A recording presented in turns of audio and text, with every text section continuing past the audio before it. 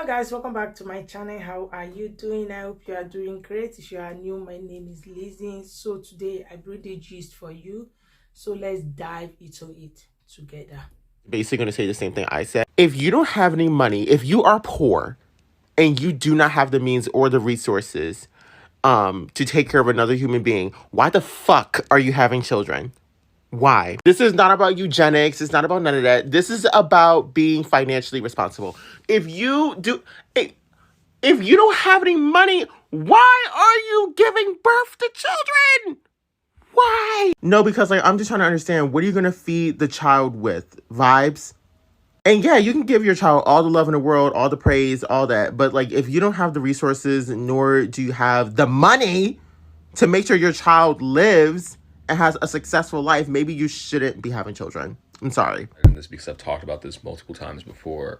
This may be my fourth or fifth time having to engage with this discourse. So this time I'm just going to be blunt about it. It's eugenics rhetoric because they sterilized people. And not in theory. I mean, they literally sterilized black women, Puerto Rican women, and indigenous women in the 1960s and 70s. And then 2 years ago, they sterilized migrant women on the border of Mexico and Texas, right? I don't mean that metaphorically. I don't mean that figuratively. I don't mean it metaphysically. I mean, they have literally performed hysterectomies on women over the past 60-year history of this country because they determined them to be poor and unfit mothers. And I just need you to put your thinking caps on for a second, okay? Okay, right? This system has pushed black people into poverty, right? There's a class of people who are cutting welfare programs and benefit programs. That same class of people cuts access to birth control, access to healthcare. That same class of people demonizes people for not being financially responsible and having children, and then they sterilize them, okay? That is just literally always the end game for this conversation. And I know that you, specifically, person who just thinks that women should be financially responsible before they have kids, don't want to sterilize women. However, what I am telling you is that in the real world, not the theoretical one, not the TikTok discourse back and forth, I stitch you, they just do hysterectomies on women who they determine not to be unfit without telling them. That's just how this ends. That's just how it ends every time. The more we view poverty as individual failings and individual responsibilities, and instead of the way that this system is designed to function, because you can't have rich people and that high level of success without having a poor underclass of laborers, right? The more you will realize that the more energy you dedicate to saying, hey, if you're poor and you're not responsible, you shouldn't be having children, instead of saying, why are there so many fucking poor people? Why are eggs $13 a carton, right? Why is it impossible to find an apartment to rent? Even if you are educated, why does our money not cover that? You will realize that the energy that you could be placing into just fighting for some basic fucking need protections for children, you are just yelling at theoretical poor moms online. And that shit empowers people to do what they did as recently as 2 years ago, which is just sterilize poor mothers. That's what happens. That's just what happens. So I've been seeing all this conversation surrounding whether poor people should have children and whether or not it's eugenics. At the beginning of this conversation, I was hard on poor people should not be having children. You don't got no money. What are you doing? And someone gave a take that actually made me have to take several steps back and think about it. A lot of people who say that poor people shouldn't have children are the same people talking about the systems are broken, the systems are broken. When you say poor people shouldn't have children, you just abandon the system and get real personal, okay? It's a little psychotic for you to understand that we live in a money-hungry society where there literally has to be a poor class in order for there to be this upper class. We know that poor people are a creation of society, and then turn around and tell poor people to take responsibility for what has happened to them by not having simple things in life like children. I know that everybody doesn't have to have children. I know that everybody's not entitled to children. However, to tell somebody that they shouldn't do something as basic as having children because of their social class, when you know that social class is a limited movement, is crazy. Not to mention, it somehow implies that people with money are better parents when that's not the case. Some of you, and I know that this is going to sound kind of callous, but stay with me here. Some of you had crappy childhoods, not because y'all were poor, but because y'all had crappy parents. There are plenty of children who grew up poor and they still somehow grew up happy and feeling loved and feeling fulfilled because their parents made sure to give them that. Just like there are rich kids who grow up and feel like their parents never cared about anything that was a dollar bill. Having money is not an indicator of what type of parent you're going to be. And when y'all are walking around saying poor people shouldn't have kids, y'all are basically making it seem like the dollar bill is what's raising your child. And it's not. Not by any stretch of the imagination. Some of y'all are blaming poverty on the fact that y'all parents were just crappy human beings. And that's not fair to poor people who are doing their best. That's just how I feel. Obviously, everybody has an opinion. This horrific conversation about whether or not poor people should be allowed to have children or should be having children has been deeply upsetting to witness. And for me, at the end of the day, it all comes down to the same thing, which is that none of you people who advocate for this, right, who say it's dangerous, it's irresponsible, it's horrible for poor people to be having children, none of you will actually take responsibility for the practical methods that would need to be enacted to make that possible.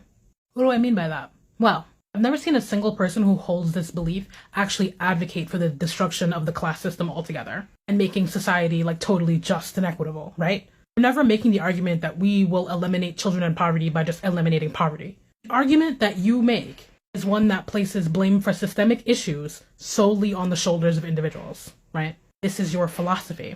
And so if the system's not at fault for poverty, then the system's answer to it will have to focus on the individuals.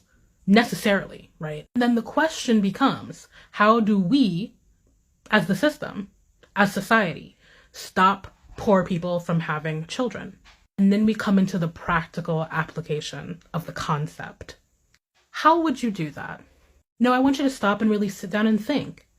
How would we create systemic measures to stop a specific class, a specific group of people from having children? What kind of measures would have to be taken? And how extraordinary would these measures have to be? Because poverty is a massive crisis. So if we're going with an aggressive response, you have to take responsibility for the fact that the kind of policies you're thinking would lead to are genocidal, actually.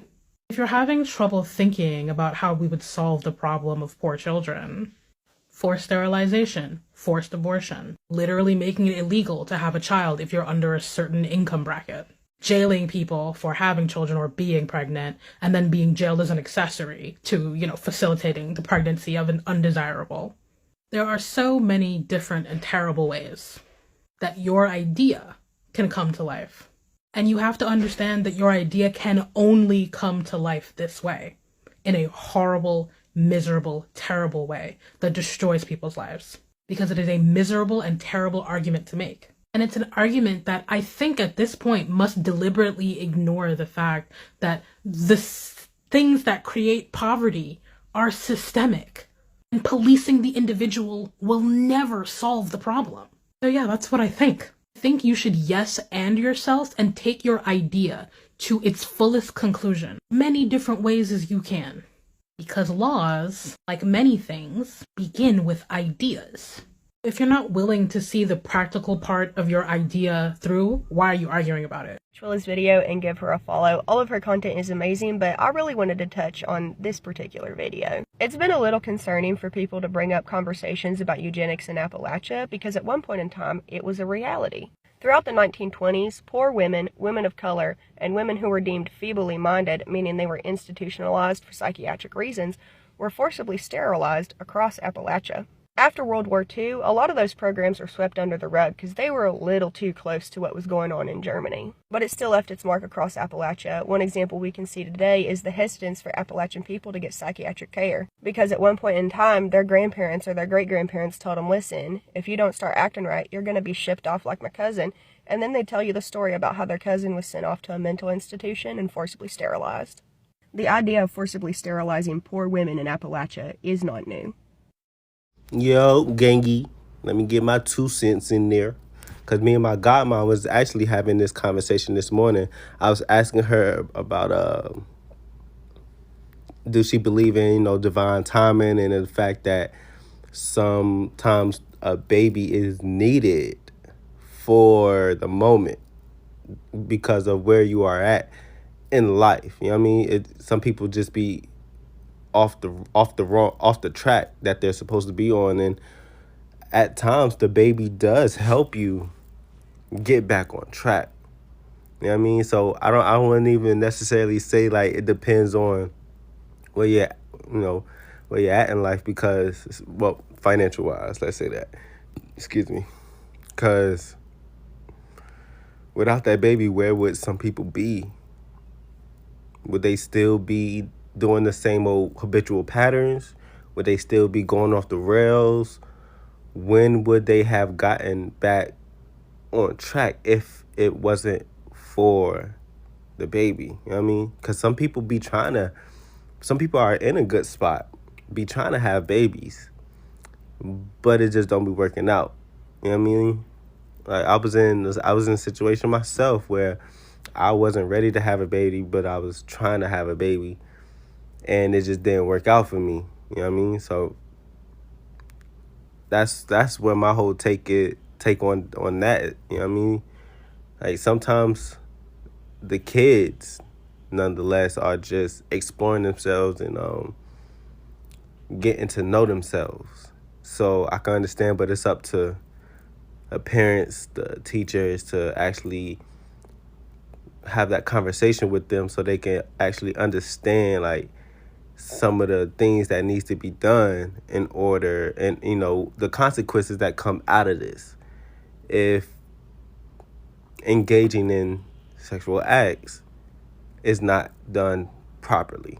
You know what I mean? Hot take. So, hear me out. Hear me out. So, I don't even think it's, like, necessarily about, like, the poor versus rich debate, because I think anyone with sense can, like, we can all agree that, like, if you don't have money, logically, you should not have kids, yes.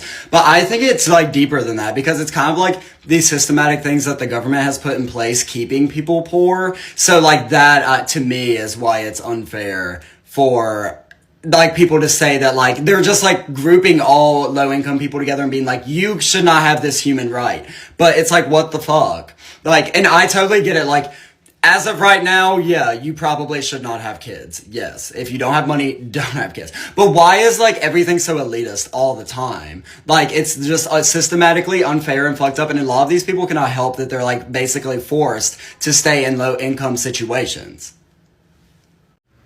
I'm here for us expanding our vocabulary, but for this year of our Lord, upcoming year of our Lord 2023, I'm gonna need for y'all to stop just learning a word like eugenics, and all these other buzzwords that y'all learned, because I get it. I'm all for black people being educated, but I really want y'all to stop misusing eugenics. Y'all know damn well eugenics is not you telling your family member or your friend who don't have a pot to piss in to not have a baby. That's not eugenics, and y'all know it. Y'all know it. The way people just want to do what the fuck they want to do, and you can, it's a free country, but y'all don't even think about the people y'all affect when y'all do it. Why would you want to bring a child into poverty? Literally, intentionally, you are living with people. You can't afford your own car. You can't afford your own place. You can't even afford daycare because you broke, so you need to work. That means you need daycare. And these are the same people that do this and get mad at everybody else when we can't help you watch your kid for whatever reason because we working or we have our own shit to do. Come on now. That's not eugenics, and y'all know it. Y'all just learn a word and y'all weaponize all these buzzwords. Misogynistic, toxic, now eugenics, all of these words to try to force people to accept your bullshit. It ain't right. It's not right. You see that creator right there? Anytime you pop up on my screen, just know I'm cocksucking and dick riding. You think I'm joking? No, because this man has such intelligent, amazing takes, because he explained in less than 90 seconds how telling poor people not to have kids is eugenics and promoting eugenics culture. Because if we think about it systematically, if we're using our common sense, the system was built against poor people. It takes a lot for a poor person to become a rich person. You don't hear a lot of from the come up grassroots stories no more. That's why we're seeing all these Nepo babies just pop up out of nowhere.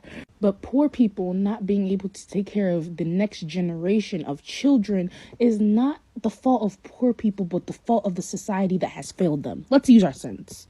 I know I'm a little late, but I want to give my 2 cents on this. No, if you are poor, if you are struggling to make ends meet, it is not in your best interest to have children. You are bringing children into this world that you are not able to financially, emotionally, and mentally take care of. So you want people to bring children into this world they cannot financially, emotionally, and mentally take care of. And you wonder why today there's a lot of hustle culture, there's a lot of trauma, there's a lot of despair, there's a lot of dysfunction. How a child is raised will have significant impact on them for the rest of their lives. The last thing we need to do is bring children into this world we cannot take care of, and we subject them to trauma and struggle that they shouldn't be going through. So guys, thank you so much for watching to the end.